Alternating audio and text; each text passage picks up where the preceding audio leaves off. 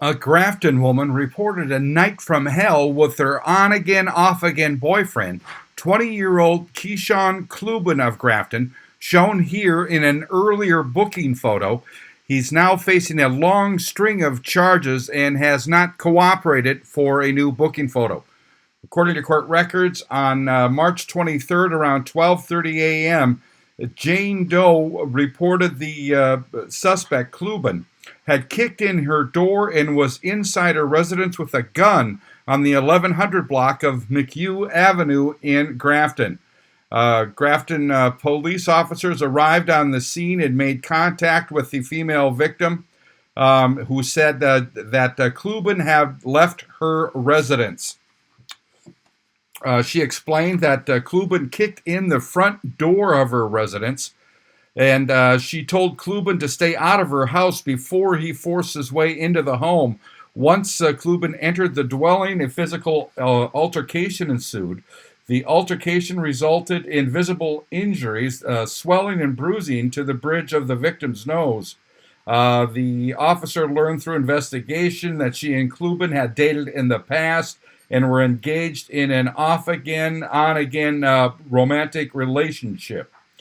Police computer system check showed Kluben was already convicted of a domestic violence offense with the same victim.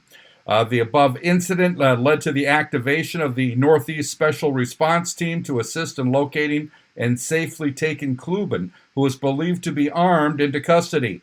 Officers, agents, and deputies from Grafton Police, Sheriff's Department, Pembina Sheriff's, Drayton Police, North Dakota BCI, and Northeast Special Response Team, and Grand Forks Narcotics Task Force conducted a surveillance operation that led them to locate Kluben as he was leaving his apartment. A high-risk traffic stop was conducted, and Kluben was taken into custody. A search of Kluben and the vehicle revealed $3,267 in cash and marijuana. The defendant was transported to the Walsh County Jail. Once at the jail, the defendant became uncooperative and made suicidal statements.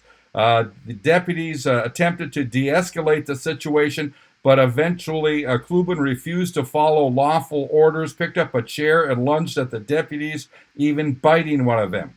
Substantial force was required to restrain Kluben. A deputy was injured during the altercation.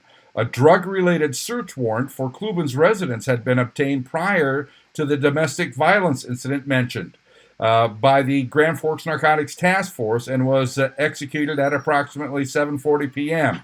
During the search, 14 grams of meth, 31 diazepam pills, 1,932 grams of marijuana, a vaping cartridge, 8 ounces of MJ wax, and meth paraphernalia, as well as marijuana paraphernalia, were located.